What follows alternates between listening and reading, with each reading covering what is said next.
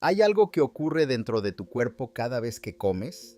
Algo que no puedes ver ni sentir, pero que determina con una precisión sorprendente cuánto tiempo vivirás y en qué condiciones lo harás. No es el sabor de lo que comes, no es cuántas calorías contiene, es algo mucho más silencioso, mucho más profundo y para la mayoría de las personas completamente invisible.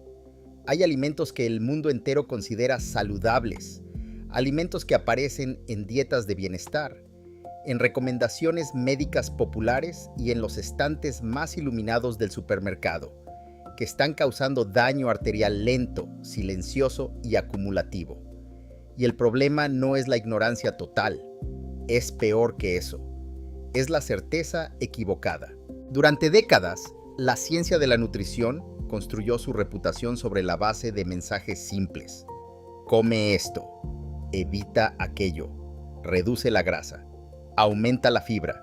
Y aunque muchas de esas recomendaciones tenían una base real, el cuerpo humano nunca fue tan simple como los mensajes que se usaban para describirlo. Lo que hoy sabemos sobre las arterias, sobre la inflamación crónica, sobre el endotelio vascular, y sobre cómo ciertos alimentos alteran esos sistemas de formas inesperadas, representa una de las transformaciones más importantes en la comprensión científica de la salud cardiovascular. Y gran parte de esa información aún no ha llegado a la conversación cotidiana sobre alimentación.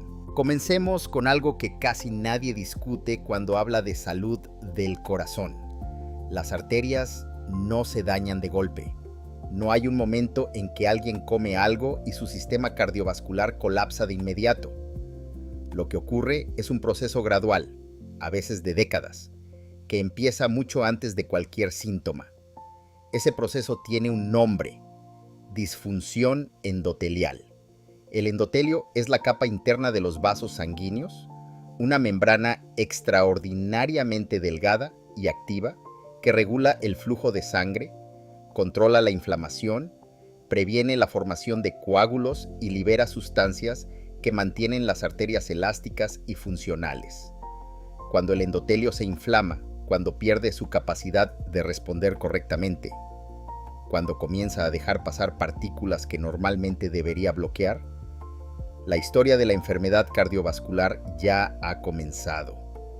Y ciertos alimentos aceleran ese proceso de maneras que la mayoría de las personas nunca sospecharía. Los jugos de frutas naturales son quizás el ejemplo más perturbador. Durante generaciones, el jugo de naranja recién exprimido fue el símbolo del desayuno saludable.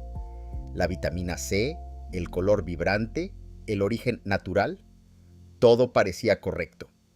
Pero lo que ocurre dentro del cuerpo cuando se consume un vaso de jugo de naranja, de manzana o de cualquier fruta sin su pulpa y fibra originales es bioquímicamente muy diferente a comer la fruta entera. La fructosa contenida en ese vaso de jugo llega al torrente sanguíneo de forma rápida y en concentraciones elevadas. El hígado, que es el único órgano capaz de metabolizar la fructosa en cantidades significativas, recibe una carga que cuando se repite con frecuencia, comienza a alterar su funcionamiento metabólico. Estudios en metabolismo hepático sugieren que el consumo frecuente de fructosa en forma líquida está asociado con el aumento de triglicéridos en sangre, un factor de riesgo cardiovascular directamente relacionado con la acumulación de placa en las arterias. Además, los picos de glucosa generados por esos jugos desencadenan respuestas de insulina repetidas que con el tiempo contribuyen a la inflamación sistémica de bajo grado, ese estado silencioso de activación inmunológica que está en el centro de la enfermedad arterial crónica. Pero el jugo de fruta no actúa solo. La inflamación de bajo grado que daña las arterias se alimenta de múltiples fuentes simultáneas y una de las más subestimadas son los aceites vegetales refinados. Los aceites de girasol, de maíz, de soya y de canola llevan décadas siendo promovidos como alternativas cardioprotectoras frente a las grasas saturadas. La lógica original era razonable. Estos aceites son bajos en grasas saturadas y altos en grasas poliinsaturadas, especialmente ácidos grasos omega 6. Durante décadas se interpretó que eso era suficiente para clasificarlos como beneficiosos, pero la ciencia fue revelando algo que ese razonamiento ignoraba completamente. Los ácidos grasos omega 6, cuando se consumen en proporciones muy elevadas en relación con los omega 3, participan en vías bioquímicas que favorecen la producción de moléculas proinflamatorias. El problema no es el omega 6 en sí mismo, es el desequilibrio. En las dietas tradicionales, la proporción entre omega 6 y omega 3 era aproximadamente de 4:1. En las dietas modernas basadas en aceites vegetales refinados, esa proporción puede alcanzar entre 15 y 20 veces más omega 6 que omega 3. Investigaciones en bioquímica nutricional indican que ese desequilibrio crónico está asociado con estados inflamatorios persistentes que afectan negativamente al endotelio vascular. Además, cuando los aceites vegetales refinados se someten a altas temperaturas, como ocurre en la fritura o incluso en el salteado intenso, sufren un proceso de oxidación que genera aldehídos y productos de oxidación lipídica. Estas moléculas, cuando son absorbidas por el organismo, ejercen un efecto oxidativo sobre las lipoproteínas de baja densidad, el conocido colesterol LDL. Y aquí está uno de los mecanismos más importantes en la formación de placa arterial. No es el colesterol LDL en términos simples lo que inicia la aterosclerosis, es el colesterol LDL oxidado.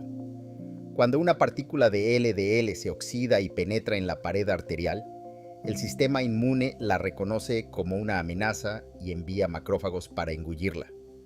Esos macrófagos cargados de lípidos oxidados se convierten en células espumosas, y la acumulación de células espumosas es el inicio histológico de la placa ateromatosa. El aceite vegetal refinado calentado no solo es menos saludable de lo que se pensaba. En ciertas condiciones, se convierte en un participante activo en el daño arterial. La historia del pan integral es otro ejemplo de cómo la salud percibida puede divergir de la salud real.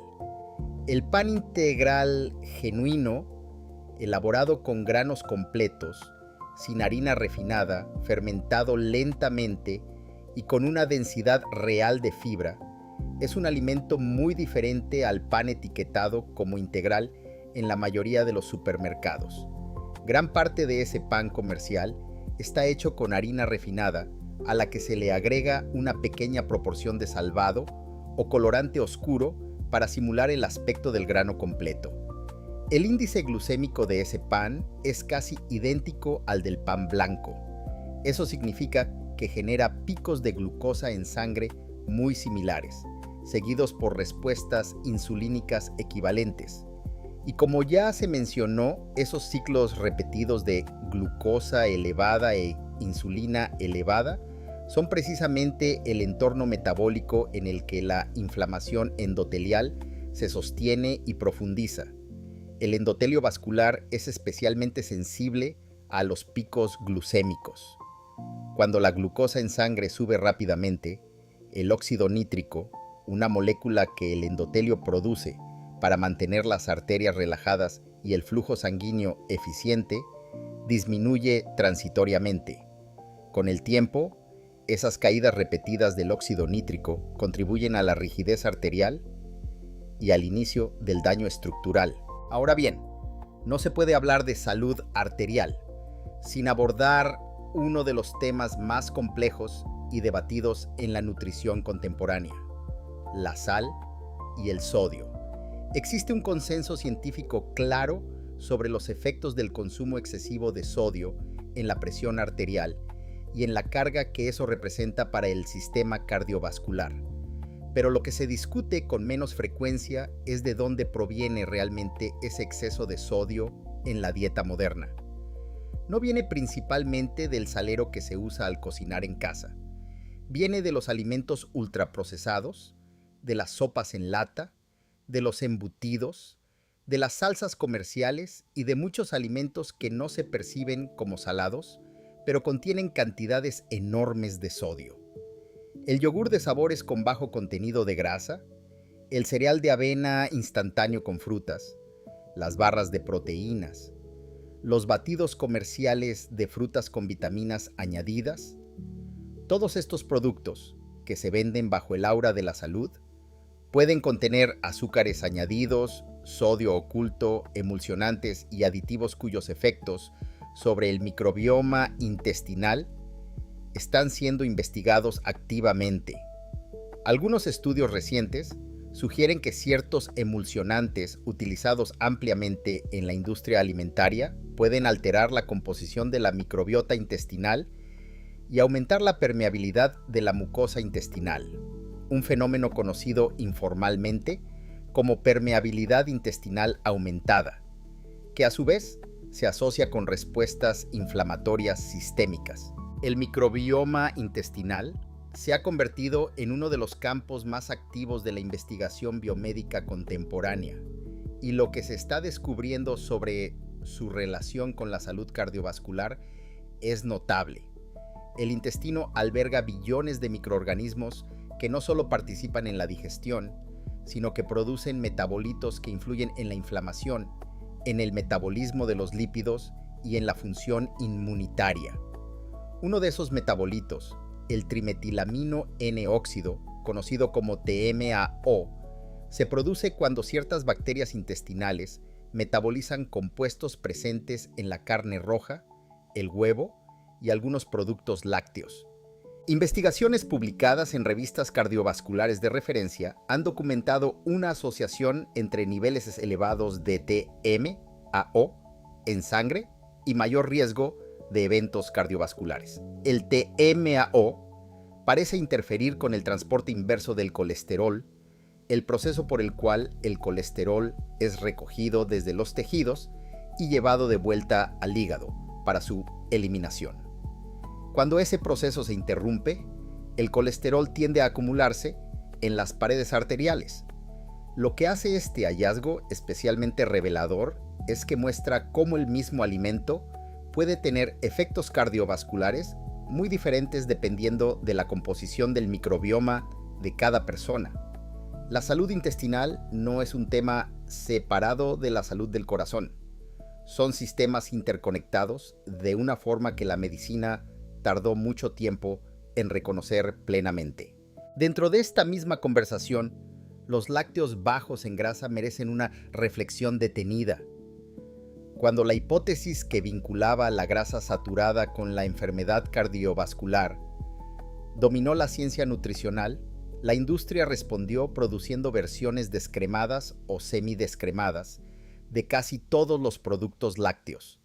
La lógica era eliminar la grasa para eliminar el riesgo. Pero al retirar la grasa de la leche, del yogur o del queso, se altera la matriz alimentaria de formas que tienen consecuencias metabólicas reales. La grasa en los lácteos no es simplemente un vehículo de calorías. Es una parte de una estructura biológica compleja que modula la velocidad de digestión, la respuesta glucémica, la absorción de vitaminas liposolubles y la señalización de saciedad. Sin esa grasa, los lácteos bajos en grasa tienden a generar respuestas glucémicas más rápidas. Además, para compensar la pérdida de palatabilidad que produce la eliminación de la grasa, muchos productos lácteos comerciales bajos en grasa llevan azúcar añadida. El resultado final es un producto que se comercializa como saludable, pero que desde una perspectiva metabólica puede generar más fluctuaciones glucémicas e insulínicas que su versión completa y sin azúcar añadida. La evidencia sobre los lácteos enteros fermentados y la salud cardiovascular es, según varios metaanálisis recientes, más neutral o incluso positiva de lo que se asumía hace décadas, aunque el debate científico en este campo continúa siendo activo y ninguna posición puede considerarse definitivamente cerrada. El aguacate, las nueces, el salmón y el aceite de oliva virgen extra son ejemplos de alimentos que sí tienen respaldo científico sólido en términos de salud cardiovascular. no por ser milagrosos, sino porque sus perfiles de ácidos grasos, su contenido en antioxidantes, como los polifenoles del aceite de oliva, sus ácidos grasos omega 3 de cadena larga en el caso del pescado graso, y su relación con marcadores inflamatorios y con el perfil lipídico, han sido documentados en múltiples estudios observacionales y algunos ensayos clínicos bien diseñados. La clave no está en consumirlos en cantidades extremas ni en tratarlos como antídotos, sino en integrarlos dentro de un patrón alimentario coherente que minimice los picos glucémicos repetidos, reduzca la exposición a productos ultraprocesados y mantenga un aporte equilibrado de fibra fermentable que nutra la diversidad del microbioma intestinal. Porque al final, la biología de las arterias es inseparable de la biología del metabolismo, de la respuesta hormonal a los alimentos, de la diversidad microbiana del intestino y del estado inflamatorio sistémico que todo eso en conjunto genera o previene.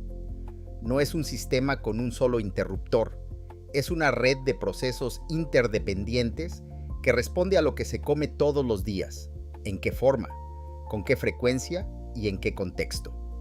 El daño arterial silencioso no comienza con un diagnóstico, comienza con hábitos que parecen inofensivos, con elecciones alimentarias que el entorno cultural etiqueta como responsables y saludables, pero que desde la perspectiva de la fisiología interna cuentan una historia completamente diferente. Lo más valioso que puede ofrecer la ciencia nutricional contemporánea no es una lista de alimentos prohibidos ni una dieta perfecta. Es la capacidad de ver con mayor claridad lo que ocurre dentro del cuerpo cuando se come, de cuestionar los mensajes simplificados que han dominado décadas de cultura alimentaria y de tomar decisiones basadas en una comprensión más honesta y más profunda de lo que realmente significa alimentar bien al organismo. Las arterias no mienten. El tiempo que pasa dentro del cuerpo no se borra. Pero la biología también tiene una capacidad extraordinaria de recuperación cuando se le da lo que necesita para funcionar. Y esa es, quizás, la verdad más importante de todas.